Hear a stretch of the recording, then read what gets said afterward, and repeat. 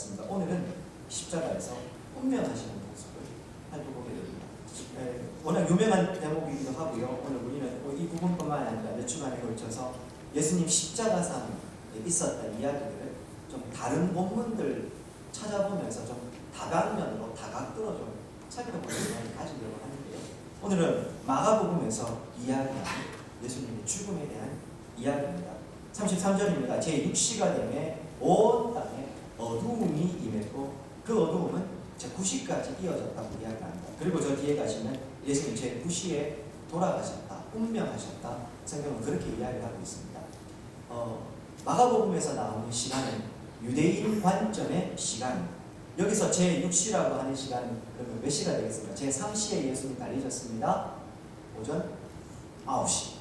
제6시는요 정오 12시가 됩니다. 그리고 제9시는요 오후 3시가 됩니다. 예수님께서요 정오에 십자가에 달리시고 3시간 동안 이 땅에 어두움이 임했고 제9시 오후 3시에 예수님이 운명하시게 되었다고 합니다.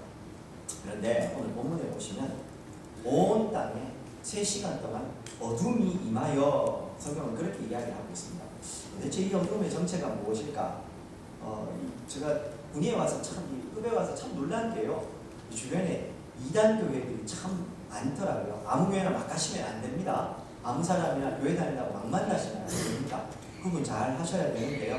근데 무조건 이단이라고 해서 그 사람들 하는 이야기 안 듣는 것도 또 안 들을 수만 없는 게 우리가 그런 의미에서 보면 하나님의 말씀 제대로 알아야 될 텐데 도대체 이 어둠의 정체가 뭡니까? 이 자유주의 신학자들 이적을 거부하는 사람들은 이 어둠을 계기일식 정도로 설명합니다. 우리 얼마 전에 계기월식이 있었는데요. 사진 한 장만 좀 보여주시겠습니까?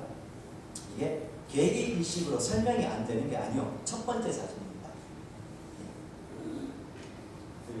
계기일식이라고 하는 것은 말 그대로 이 태양빛이 달에 가리워져 가지고 우리가 원래 태양을 봐야 되는 대낮에 태양빛이 가리워지는 걸 이야기하는 건데요. 원리는 저도 정확하게는 잘 모릅니다. 좀 찾아봤더니만 태양이 있고 달이 지구 가운데 서서 달 그림자 때문에 지구가 어둠이 임하는 저게 계기일식 완전히 다 일식이 되는 경우도 있고 금한 일식도 있고 부분 일식도 있고 많이 있는데 이걸 일식으로 설명하는데 말이 안 되는 게요. 6월절, 우리 부활절을 어떻게 지킨다고 했습니까? 매년 부활절이 달라집니다. 이유가 뭡니까? 태음력을 사용하는 이 유대인들의 6월절 기간과 맞추어져 있기 때문에 그렇다. 이 말씀을 드렸고요. 6월절은 그러면 언제 됩니까? 언제 된다고 했습니까? 추분할 때 춘분이 지나고 첫 번째 만월, 보름달이 뜬 다음에 오는 주일, 그게 부활절이라고 했고요. 그러면 6월절은 그거보다 하루 전이 6월절이 되겠죠.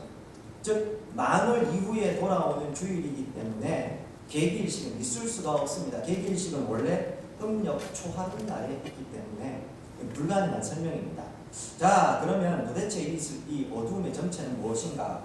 자막입니다. 아모스 8장 9절과 10절에 보면 주 여호와의 말씀이니라. 그날에 내가 해를 대낮에 지게 하며 백주의 땅을 캄캄하게 하며 너희 절기를 애통으로 너희 모든 노를 애곡으로 변하게 하며 라고 하면서 주의 날 하나님의 이 땅에 임하는 하나님의 나라가 임할 때 큰 심판이 임하는데 그 심판의 날에 주님께서 이 땅에 어두움을 임하게 하실 것이다. 해를 대낮에 지게 하고 백주의 땅을 캄캄하게 할 거라고 이미 아모스 선지자를 통해서 이 땅에 임한 하나님의 날에 대해서 그렇게 예언을 해두고 있었던 겁니다.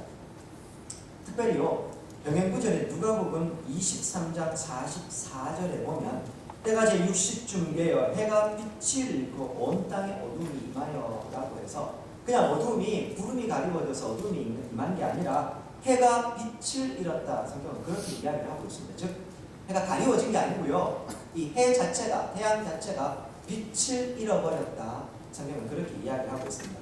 말도 안 되는 일이다 고 생각하시는 분들, 하나님이 태양을 창조하셨습니다.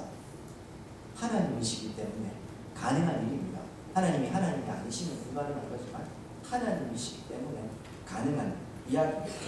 오늘 예수님이 십자가에 매달리시고 죽으시는 이 사건은 그냥 단순한 죽음이 아닙니다. 대죄로 인해서 우리 모든 인생이 죄의 오염과 죄책 가운데 있게 되고 영원한 멸망으로 갈 수밖에 없고, 또 인간만 죄로 인해서 죽는 게 아니라 그 죄로 인해서 하나님이 지으신 피조세계 전체가 다 오염되어 버리고 멸망을 향해 달려가게 됩니다. 하나님께서 이 멸망으로 가는 인생과 피조세계에 잠시 그 멸망을 더디게 멈추어 놓으시고, 그리고 우리에게 구원의 길을 여십니다. 그 첫 번째 구원의 길이 구약에 우리가 잘 알고 있는 율법을 통해서 주어진 제한속죄의 길이라 불리는 제사제도였습니다. 원리는 이런 것이죠. 원래 내가 죽어야 되는데 나 대신에 흠없고 정결한 양이나 염소에게 내 죄를 전가시켜서 이 양을 죽이는 것을 통해서 내 죄가 여기 넘어갔고 이 양이 죽음으로 이 죄의 대가를 치루었다. 그렇게 이야기를 하는 것입니다. 어쨌든 이 죽음, 하나님께서 정하신 이 대속죄, 이 방법을 예수님께서, 하나님께서 만들어 놓으셨고, 그 길을 이제 예수님께서 이루어 가시는 겁니다. 다시 말해서 피조물인 양이나 염소를 통해서는 항상 한계를 지닐 수밖에 없고, 매년 매번 죄 지을 때마다 양과 염소를 잡아야 되니 이건 한계가 있습니다. 제한 속죄의 길이라고 이야기를 합니다. 그럼 이 일을 어떻게 영원한 효력을 미치게 하느냐? 결국 이 죄의 문제를 해결하는 것은 죄를 정하신 담당자 되신 하나님께서 직접 이 모든 죄를 담당하셔서 대속의 방법으로 스스로 인간을 대신해서 죽으시는 방법밖에 없었고, 그래서 예수님이 오신 건 아니었습니다. 오늘 예수님이 십자가에 못 박히시는 것은 그런 의미에서 나와 우리 모두의 죄를, 또 이 온 우주 만물의 이 멸망을 구원하시기 위해서 죽으시는 사건인 겁니다. 단순히 죽으심의 사건이 아니었기 때문에 하나님의 빛을 잃고 있는 것입니다. 하나님께서 슬픔과 고통 가운데 그 얼굴을 가리우시는 것으로 볼 수도 있을 것입니다. 뿐만 아니라 이 사건에 대해서 설명할 때 요한복음 1장 9절이나 8장 12절에 보면, 요한복음 8장 12절 보면 예수님께서 또 말씀하시되 나는 세상의 빛이니 나를 따르는 자는 어두움에 다니지 않고 생명의 빛을 얻을 것이다. 예수님 스스로를 세상의 빛, 요한복음 1장 9절에서도 참빛 곧 세상에 와서 각 사람에게 비추는 빛이 있었으니 예수님이라고 표현을 하고 있습니다. 세상의 참빛 되신 예수님께서 운명하시는 순간이 온 것이니 상징적으로는 하늘의 해가 빛을 잃게 되는 사건이 되는 것입니다. 그리고요, 우리 출애굽 사건이 일어날 때 출애굽 10가지 재앙 중에서 그 흑암 재앙이 있었던 것 기억하실 겁니다. 하나님께서 세상을 심판하실 때 흑암을 임하게 하시고, 또 유월절이 언제 일어났습니까? 낮에 일어났습니까? 밤에 일어났습니까? 밤중에 유월절이 일어나게 되었던 겁니다. 하나님께서 이스라엘 백성들을 유월절 구원하실 때 밤에 그들을 구원하시고, 마치 그때 사건처럼 새로운 유월절, 새롭게 하나님의 백성을 회복하시는 그 유월절, 예수님께서 이제 유월절 어린 양이 되셔서 죽으실 때 하늘에 어두움이 임하게 되고, 우리는 그 주님의 죽으심도 다시 이 유월절처럼 구원을 얻게 되었던 것입니다. 단순한 죽으심이 아니라는 말입니다. 그래서 하나님께서 이 죽음 가운데 어두움으로 얼굴을 가리시게 되고 해도 빛이 잃게 되는 사건이 임하게 되는 겁니다. 34절부터 35절 보십시오. 제9시에 예수께서 크게 소리 지르시며 말씀하십니다. 엘리 엘리 라마 사박다니. 마가는 친절하게 이 뜻을 번역해 놓고 있습니다. 나의 하나님 어찌하여 나를 버리셨나이까. 이 엘리 엘리 라마 사박다니는 아람어거든요. 이 아람어 잘 모르기 때문에, 유대인들은 아람어를 사용했기 때문에 잘 알지만 잘 몰랐기 때문에 이걸 번역을 해주고 있습니다. 나의 하나님 어찌하여 나를 버리셨나이까. 예수님 그렇게 이야기를 하십니다. 시편 22편 1절 자막입니다. 거기 보면요, 내 하나님이여 어찌 나를 버리셨나이까. 어찌 나를 멀리하여 돕지 아니하시며 내 신음소리를 듣지 아니하시나이까 하면서 예수님의 이 부르짖음도 시편에 예언되어 있었던 구절입니다. 다시 확인하지만 우리 예수님 십자가의 공생의 처음부터 끝까지 마지막 운명하시는 순간까지 이 성경에 예언된 대로 그 길을 온전히 순종함으로 그 길을 걸어가고 계시는 겁니다. 큰 고통 가운데 예수님께서 이렇게 부르짖고 있습니다. 그러자 이 예수님의 외침을 듣고요, 35절 곁에 섰던 자들이 듣고 이르되 보라 엘리야를 부른다 이렇게 이야기를 하고 있습니다. 우리말로는요 엘리라는 말과 엘리야라는 말이 비슷하게 들리는데 이 유대인들의 귀에는 이 엘리라는 말, 이 아람어와 엘리야라는 말이 문화적으로 이게 혼동될 수가 없는 이야기라고 합니다. 그런데도 불구하고 오늘 이 예수님 곁에 섰던 사람들이 엘리야를 부른다 이렇게 이야기하는 것은 오히려 이 유대인들의 전통과 좀 관련이 있습니다. 잘 아시는 대로 오늘 새벽에도 말씀드렸는데 엘리야는 죽지 않고 하나님께서 그를 하늘로 데리고 가신 사람. 그래서 이 유대인들은요 메시아가 오실 때가 되면 이 말라기서 3장 1절에 메시아의 길을 예비하는 사람이 오는데 그 사람이 바로 엘리야 선지자가 될 거라고 이야기를 합니다. 엘리야 선지자가 와서 메시아의 길을 예비하고 준비한다는 이야기를 한 것이죠. 그런 의미에서요, 이 부분에 대해서 마가복음 9장에서도 우리가 살펴봤는데요. 그래서 오늘 이 유대인들은 큰 어려움에 빠져 있을 때 자기들을 엘리야 선지자가 와서 구원해 줄 거라고 그렇게 이야기를 합니다. 엘리야 선지자가 구약에서 했던 사역들을 생각해 보시면 금방 이해가 될 겁니다. 큰 이적을 행하는 것을 통해서 이스라엘 백성들에게 하나님의 영광과 능력을 보여줬던 선지자. 그래서 그들은 고통 가운데 있으면 자기들을 구원해 줄 거라 생각했고, 그래서 36절 한번 보십시오. 한 사람이 달려가서 배면에 신 포도주 져서 예수님에게 마시게 하는데 이때 가만두어라 엘리야가 와서 그를 내려주나 보자 하고 이렇게 이야기를 하는 겁니다.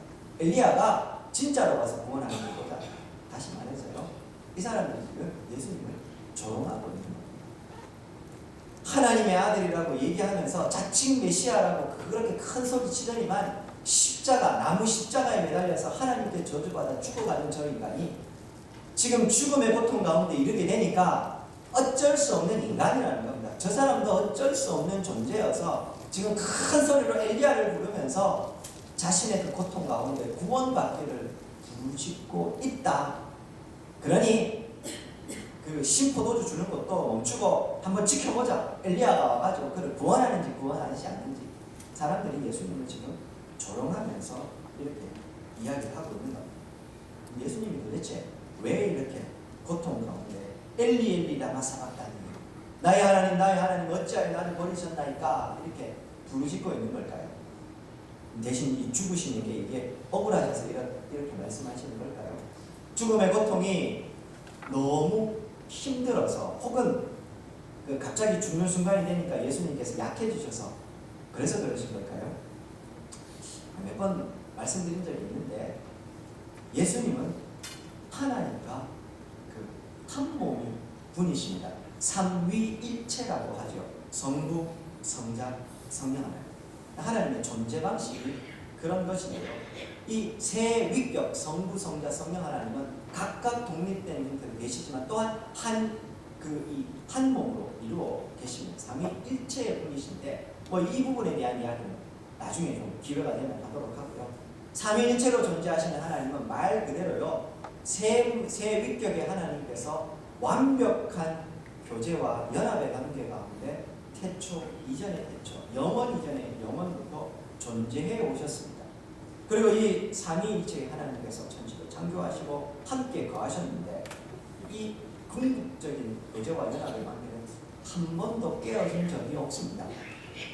다시 말해서 하나님이 우리 인간을 짓고 이 세상을 창조하신 것은 무언가 결핍이 있어서 인간이 그렇게 열심히 이렇게 하나님께 영광을 돌리는 걸 보면서 그걸 보면서 적적하니까 그래서 만드신 게 아니라고요. 세 분 하나님 충분히 그 자체의 교제 안에서 충분하시기 때문에 그대로 존재하시는 건 충분하신 분입니다.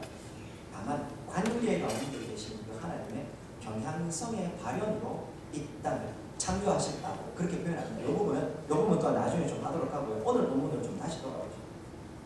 그 삼위의 하나님 한 번도 깨어지지 않은 그 연합의 관계가 처음이자 마지막으로 깨어지는 순간이 바로 예수님의 십자가에서 죽으시는 이 순간입니다.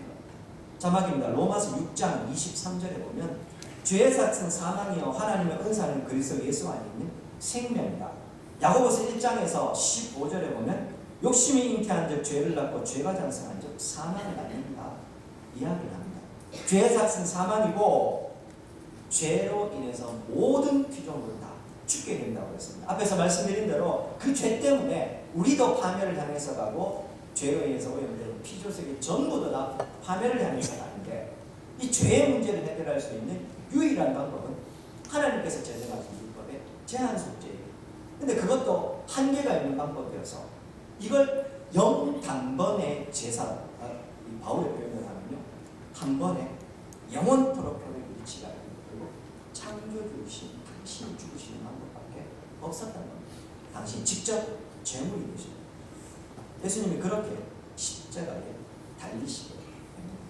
그럼 원리를 생각해보면 예수님이 십자가에서 달려서 죽으신 이 순간은 인간의 모든 죄, 온 인류의 죄를 몽땅 다 뒤집어 쓴 희생 제물일 수밖에 없는 겁니다. 즉 하나님이시지만 동시에 인간의 모든 죄를 다 몽땅 뒤집어 쓴 존재.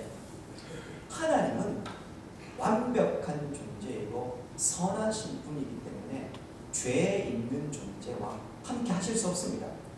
죄와 함께 하는 순간 하나님의 완전함이 깨어지시게 되거든요. 그래서 이 예수님이 지금 죄를 다 뒤집어 쓰고 있는 대속제물이 되는 이 순간만큼은 아무리 태초 이전부터 완벽한 연합과 교제 가운데 있었다 할지라도 이 순간만큼은 예수님은 더 이상 예수님이 아니라 희생제물, 인간의 모든 죄를 뒤집어 쓴 대속제물이 되어야 했기 때문에 이 순간만큼은 하나님의 그 관계를 끊으신 거예요.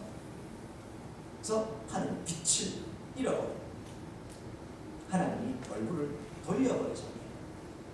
한 번도 깨어져 버리지 않았던, 깨어진 적이 없었던 그 완벽한 교제, 균형이, 연합의 관계가 처음으로 깨어지는 순간이 바로 이 순간이고, 예수님 지금 그 단절, 그 고통, 그 고독 가운데서 인간의 현재를 뒤집어 쓰시고 외치시는 외침이 바로 나의 하나님, 나의 하나님, 어찌하여 나를 버리셨나이까? 버리실 수밖에 없는 순간이었기 때문에 버리시는 당한 것이었습니다.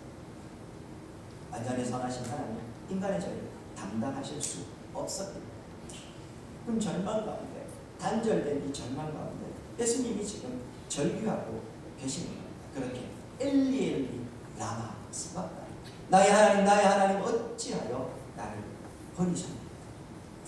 사랑하는 여러분, 십자가에서 우리가 생각해야 될 게 오늘 이 대목에 있는 겁니다. 인간의 죄가 사실 이렇게 심각한 겁니다. 내가 지금 아무렇지도 않게 짓고 있는 죄가 그렇게 심각한 것임을 우리가 다시금 인식해야 되는 겁니다. 죄는 단순히 나를 힘들게 하고 내 양심의 가책을 느끼게 하는 도덕적인 차원의 문제가 아닙니다. 이건 내 생명과 관련된 문제이고 이 죄로 인해서 이 피조세계 전체가 다 심하게 되는 겁니다. 사도 바울은 로마서 8장에서 이 죄에 대해서 이렇게 설명을 합니다. 8장 19절부터 22절. 피조물이 고대하는 바는 하나님의 아들들이 나타나는 것이니 피조물이 허무한 데 굴복하는 것은 자기 뜻이 아니오 오직 굴복하게 하신 이로 말미암아 그 바라는 것은 피조물도 썩어짐의 종로 탄 데서 해방되어 하나님의 자녀들의 영광이 자유에 이르는 것이다. 피조물이 다 이제까지 함께 탄식하며 함께 고통을 겪고 있는 것을 우리가 안다 하면서요. 인간의 죄로 인해서 피조세계 전체가 다 고통과 시험 가운데 있었다고 이야기를 하는 겁니다. 인간의 죄로 인해서요. 우리 인간은요. 나와 하나님과의, 나와 피조물과의, 하나님이 지으신 모든 외부 세계 피조물과의 관계, 나와 타인과의 관계, 심지어 나와의 관계도 깨어져 버린 겁니다. 죄의 결과가 심각하게 미치게 되고 나는 파멸을 하면서 하게 되는 겁니다. 그런 죄의 심각한 영향들을 오늘 우리가 좀 생각하셨으면 합니다. 사랑하는 여러분, 이 죄가 얼마나 심각한 문제인지 우리가 은혜 가운데로 가까이 나아갈수록 더 알게 됩니다. 빛이 밝아지면 밝아질수록 나에게 있는 더러운 것들이 훨씬 더 선명하게 보이지 않습니까? 반대로 내가 죄를 짓고도 아무런 죄책을 느끼지 못하면 내가 은혜에서 너무 멀어져 있구나. 세차하고 나면요, 먼지가 요만큼이라도 묻으면 그게 표가 납니다. 세차하지 않으면 먼지가 어지간히 묻어도 표 안 나죠. 이런 의미에서요, 사랑하는 여러분, 내가 죄 짓고도 아무런 죄책도 없고 가책도 느껴지지 않고 하나님 앞에 애통하는 마음이 없으면 내가 은혜로부터 많이 멀어져 있구나 생각하셔야 됩니다. 죄의 심각한 영향을 다시 생각하셔야 됩니다. 예수님이 죽으셔야 할 만큼 죄가 이렇게 심각한 문제. 두 번째, 십자가의 큰 은혜에 대해서도 우리 생각해야 합니다. 태초 이전의 태초부터 한 번도 깨어지지 않았던 삼위일체 하나님의 연합과 교제의 관계를 깨야 할 만큼 죄가 그렇게 심각한 것이었고, 동시에 그것을 깨면서까지 나를 구원해 주셨기 때문에 이 십자가가 그만큼 큰 은혜의 사건인 것, 나를 그만큼 사랑하셨기 때문이죠. 로마서 5장 8절에서 바울 사도는 이렇게 이야기를 합니다. 우리가 아직 죄인되었을 때 그리스도께서 우리를 위하여 죽으심으로 하나님께서 우리에 대한 자기의 사랑을 확증하셨느니라. 이 십자가의 사랑이야말로 우리가 아직 죄인되어서 죄가 무엇인지 깨닫지도 못하고 죄의 심각한 영향력 자체를 제대로 인식하지도 못하는 그때에 예수님께서 우리를 위해서 죽으심으로 자기의 사랑을 확증하셨다. 그렇게 이야기를 하고 있는 겁니다. 가끔요, 농담반 진담반처럼 죄짓고 나서 괜찮아, 다시 가서 회개하고 나면 깨끗해지는데 뭐 다시 회개하면 되지, 이렇게 이야기를 하는데요, 맞습니다. 너희 죄가 그 주홍같이 붉을지라도 눈과 같이 희어지고 진홍같이 붉을지라도 양털같이 희어지게 하겠다. 하나님께서 우리에게 이미 말씀을 하셨습니다. 회개하면 주께서 용서하십니다. 그러나 동시에 이 이야기는 은혜를 아는 사람은 절대로 할 수 없는 이야기입니다.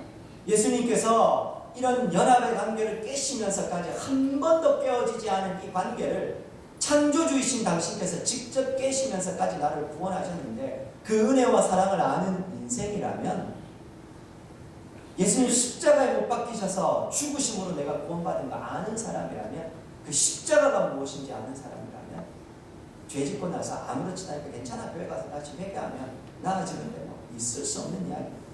은혜를 아는 사람은 절대로 그렇게 이야기할 수 없고, 죄를 짓고 나서도요, 그 죄책 때문에 하나님 앞에서 나를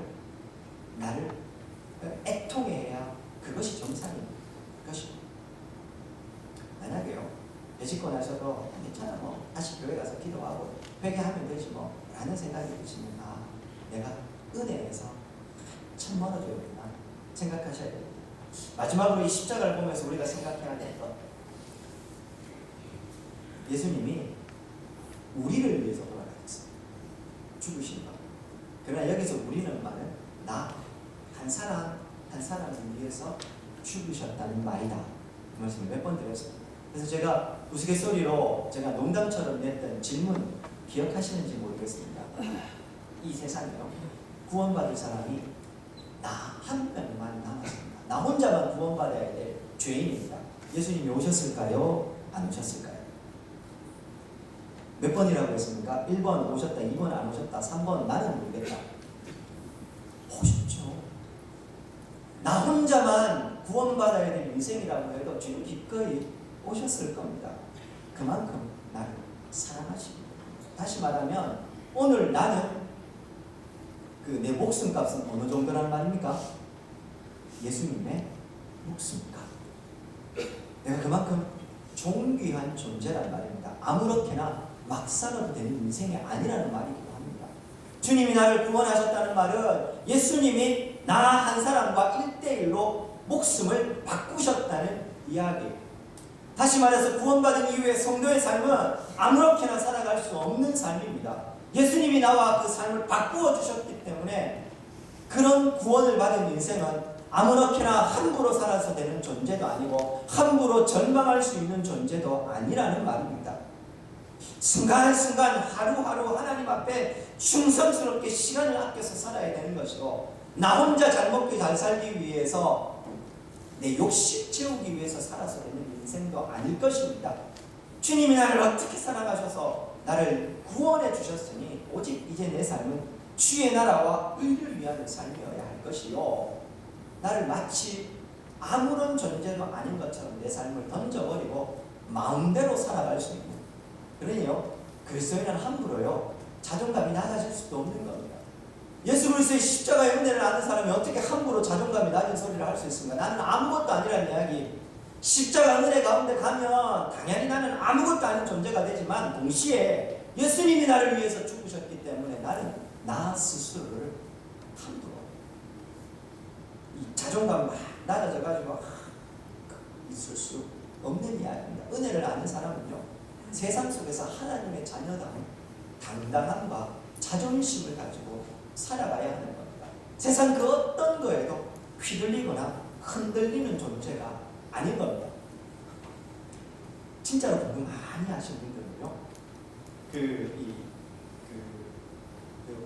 정말로 공부를 많이 하셨거나 아니면 돈이 많은 분들은요, 재산이 많은 분들 아니면 지위가 높은 분들은요, 굳이 그걸 드러내지 않아도 다른 사람이 그런 걸로 어떤 이야기를 해요 쉽게 마음이 무너지지 않습니다. 왜냐하면 그것보다 더 높은 사람이고 더 많이 배웠고 더 많이 가졌고 더 높은 위치에 있기 때문에.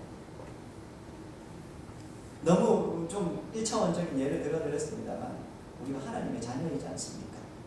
세상의 천박한 가치들, 그런 것들 보면서 쉽게 부러워해서도 안 되고, 그런 것들 보면서 함부로 마음이 흔들려서도 안 되는 게 우리의 존재들이란 말입니다. 세상 사람들이 누군가요 많이 가진 것으로 자랑합니까? 높아진 것으로 자랑하고 있습니까? 그런 것들에 마음 흔들리지 마십시오. 우리는 하나님의 자녀입니다. 그 자존심을 가진 사람들이 왜 그런 것 때문에 쉽게 흔들리고 넘어져야 합니다. 내가 은혜가 부족하구나 생각하시고요, 다시 십자가 앞으로 나오셔서, 주님, 나는 하나님의 자녀지요, 천국을 유업으로 받은 인생이지요, 세상의 모든 것이 하나님의 것이고 그 모든 것을 저에게 맡기셨지요, 다시금 생각하시고 잠시 잠깐 소풍 나온 것처럼 살아가는 나그네로 살아가는 이 땅의 삶에 너무 그렇게 휘둘리지 마셔야 합니다. 순간순간 그렇게요 소중하고 충성스럽게 살아가시는 삶이었습니다. 마지막으로는요, 그렇게 소중하게 주께서 나를 구원해 주셨으니 나를 함부로 주님이 던져주시겠습니까? 나를 던져놓고서 모른 척 하시겠습니까? 아니요, 그럴 수 없습니다. 예수님이 이렇게 하나님과의 관계를 깨시면서까지 우리를 구원하셨는데, 그렇게 귀중하게 구원해 주셨는데, 그런 우리를요 함부로 주님이 모른 척하고 우리를 그냥 던져놓고 사시겠습니까? 제가 무슨 비유를 좀 드려야 되니까, 여자분들 새 구두를 사셨다든지 새 가방을 사셨다든지 새 옷을 사셨다든지 그거 막 아무렇게나 막 일하면서 입으십니까? 아니시지 않습니까? 새 구두 신고 논으로 밭으로 들어가셔서 일하시는 분은 없습니다. 소중하니까요, 귀하니까요. 하물며 당신의 목숨값으로 구원해 주신 우리 인생 아무렇게나 하나님 그럴 일 없습니다. 눈동자처럼 보고 계시고요, 머리털까지 새 신발 되셨습니다. 참새 2마리가 한 아싸리온에 팔리는 거 아니냐, 하물며 너희일까 뭐냐. 주님이 우리를 그렇게 보고 소중하게 여기고 계십니다. 이어지는 이제 부분 37절, 38절 보십시오. 십자가의 의미가 또 하나 나오고 있습니다. 예수께서 큰 소리를 지르시고 숨지시는데 이때에 성소의 휘장이 위에서부터 아래로 찢어졌다 이야기가 사진입니다. 저 제사장 사람이 있고요, 그 제사장이 있는 부분이 성소입니다.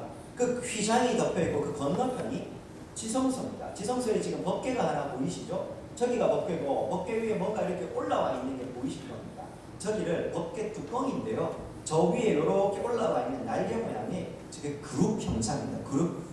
이 천사의 형상인데 저걸 시은좌라고 해서요, 구약의 성소에 하나님께서 임재하시는 저 뚜껑 위에 저기가 하나님이 임재하시는 공간, 자리가 되는 겁니다. 저기 지성소는 하나님이 직접 임재하시기 때문에 사람은 못 들어갑니다.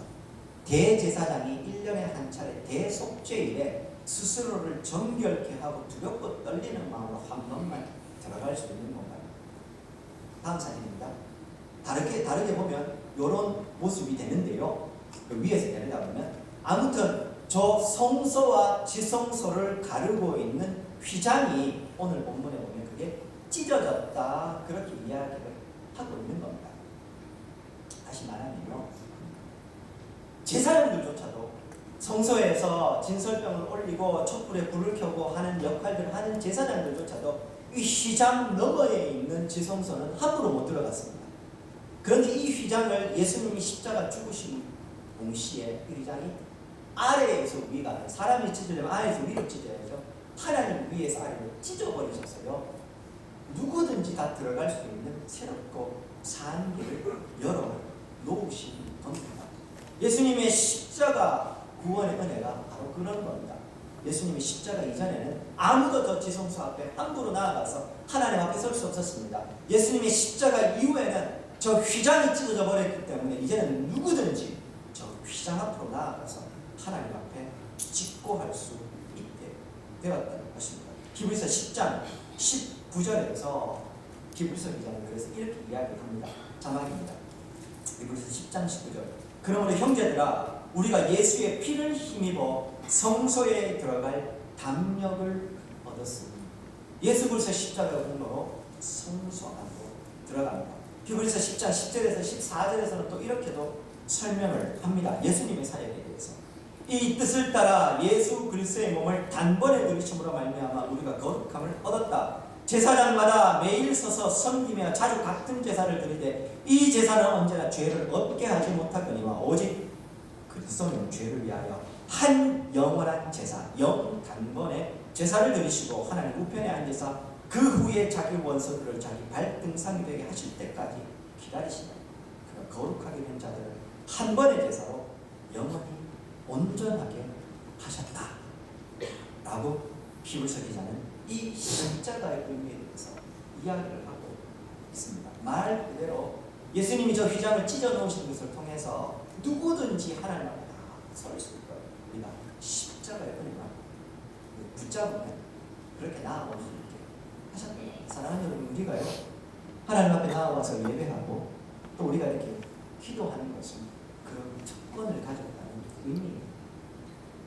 원래는 대제사장이 사람의 모든 기도 제목이나 이런 걸 가지고 하나님 앞에 나아갔습니다. 근데 이제 십자가, 예수 그리스도의 십자가는 그럴 필요가 없고 우리가 주님 앞에 나아가서 직고할 수 있게 된 겁니다. 그래서요, 우리가 기도할 때 제일 마지막에 누구의 이름으로 기도합니까? 예수님의 이름으로 기도드립니다. 아멘 하는 이유가요, 내가 지금 이렇게 하나님 앞에 직접 나와서 기도할 수 있는 것 십자가의 운동 때문이고, 내가 직접 아뢰는 모든 것은 예수님의 이름으로, 예수님의 그 십자가 운동으로 아뢰는 것입니다. 그래서 기도의 제일 마지막에 예수님의 이름으로 기도드립니다. 아멘이라고 하게 되는 것입니다. 예수님이 그런 특권을 우리에게 주셨던 겁니다.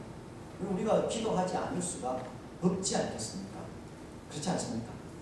그런 의미에서요, 우리 성도님들이 오늘부터는요, 이 기도의 시간을 좀 다르게 좀 바라보시고, 하나님 앞에 한마디를 하시더라도 그냥 의식적으로 그 한 번씩 이렇게 기도를 좀 건성으로 저도 할 때가 있는데요. 제가 한 번은 그 부교육자 시절에는요, 이 새벽 기도 와가지고 1시간 앉아 있는 게, 제가 부교육자 시절에는 무조건 1시간 앉아 있어야 될 거예요. 그리고 빨리 가면 그 체크를 누가 해야 되면 제가 체크를 해요.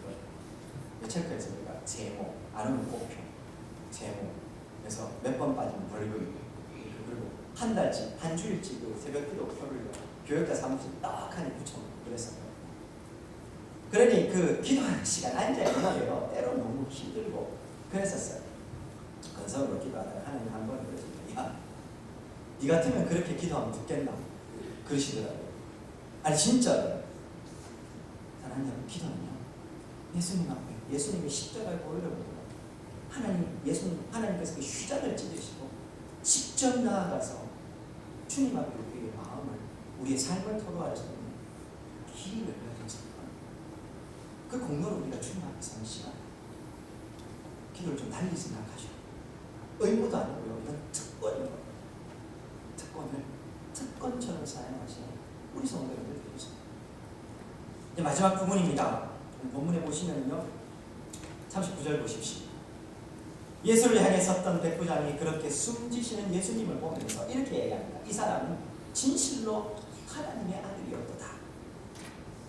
구약의 모든 말씀을 알았고 메시아를 기다리고 있었던 유대인들은 정작 십자가에 매달리셔서 여기서 고통당하시고 죽으시는 예수님을 보면서 엘리야가 와서 구원하는 자 보자, 조롱하고 멸시하고 있었는데, 오히려 성경도 몰랐고 예수님도 하나님도 몰랐던 백부장은 예수님 재판받으시는 순간부터 십자가에 매달리셔서 돌아가시는 모든 순간을 옆에서 다 지켜봤던 이 백부장은 뭐라고 고백합니까? 마지막 순간에 진실로 하나님의 아들이었다. 그렇게 고백을 하게 됩니다. 마가복음 1장 1절에 보면요, 마가복음은 이렇게 시작을 했습니다. 1장 1절, 하나님의 아들 예수 그리스도의 복음의 시작. 복음서 처음 시작을요, 예수님은 하나님의 아들이시다, 그렇게 선언을 말하며 그 복음서의 정점이 되는 이 십자가, 예수님 죽으시는 순간에 백부장이 그러면서 예수님은 하나님의 아들이시다 하면서 자기가 처음 복음서를 시작할 때 이야기했던 그 선언을 맞추어서 여기서 같이 선언을 하고 있는 것. 하나님의 아들 예수께서 십자가에 죽으시고 우리를 구원하셨다는 것. 우리는 예수님을 어떤 존재로 알고 있는지 모르겠습니다. 예수님은 그저 세상의 많은 성자들 중에 한 명, 믿으면 내 마음을 편안하게 해주는 존재, 내 소원을 들어주는 존재, 그 정도로 생각하셨으면 잘못하셨습니다. 잘못 믿으셨습니다. 교회는 그런 예수님을 믿는 곳이 아닙니다. 교회는 죽어야 할 나를 주께서 살리시기 위해서 오늘 십자가에서 죽으셨다. 그 예수님을 내 구원의 주인으로 영접하는 나도 구원을 받고 하나님 앞에 나아가게 그런 예수님을 믿게 되는 것입니다. 그런 의미에서 오늘 십자가를 보면서요, 예수님에 대한 참된 고백이 우리 가운데 회복되는 시간이 되기를 소망합니다. 뿐만 아니라 우리는 예수님께서 십자가의 공로로 우리에게 허락하신 새로운 신분에 합당한 삶을 좀 살아가고 있는지도 오늘 좀 살펴봤습니다. 사랑하는 여러분, 다시 말씀드리지만 나 한 명의 값어치는 예수님의 목숨값, 하나님의 창조주 되신 그분의 목숨값이라니까요. 내가 함부로 이 땅을 막 살 수 있는 존재가 아니고 오늘 주어진 이 시간들을 함부로 허투루 사용할 수 있는 시간도 아닌 겁니다. 주님이 나를 위해서 죽으시고 내게 이 삶을 새롭게 허락하셨으면 당연히 내 삶 달라져야 될 거 아닙니까? 나를 구원하신 그분을 위해서 살아야 될 것이요, 그분이 내게 명령하신 것이 있으면 그것대로 살아가야 되죠. 어떻게 하면 잘 먹고 잘 살까? 어떻게 하면 내 욕심 채우면서 살까? 그건 구원받기 이전의 삶이고, 예수 그리스도의 십자가를 경험한 사람은 그렇게 살 수 없습니다. 주님이 나를 구원하죠. 그리고 뿐만 아니라요, 내 존재가 교만하다면 자존심 있는 존재가 있다면 좀 살았으면 합니다. 이런 표현을 써서 참 송구스럽습니다. 저도 사실 이렇게 쓰면서도요, 참 어려웠다는 걸 잘 아는데요, 세상의 천박한 가치들에 우리가 쉽게 흔들리지 않았으면 합니다. 우리 그런 거에 휘둘릴 수 있을 만큼 우리 그렇게 수준 낮은 존재는 아닙니다. 하나님이 나를 어떻게 구원하셨는데요, 내가 주님의 자녀인데요, 그 세상의 가치들, 그 별거 아닌 것들에 마음 흔들리고 그럴 수 없습니다. 당당하게 살아가셔야 돼요. 자존심을 가지고 이 땅을 살아가십니다. 또 거기에 걸맞는 좀 삶의 자세를 가지고 살아가시는 저와 우리 성도, 또 그런 우리 군이 단독에 했습니다. 그리하여서 십자가의 은혜가, 보혈의 공로가 늘 우리 성도님들의 마음 가운데 많이 흘러가고 우리 교회 가운데 흘러가서 부활절, 고난주간만 십자가 보혈의 공내 생각하는 게 아니고요. 날마다 이 보혈의 공내 붙잡고 회개하고 이 보혈의 공로를 생각하면서 나 스스로를 다시금 하나님 앞에 새롭게 자존심 있는 존재로 세우고 그렇게 이 땅을 새로운 마음으로 살아가시는 저와 우리 성도님 되시기를 주의 이름으로 축원드립니다.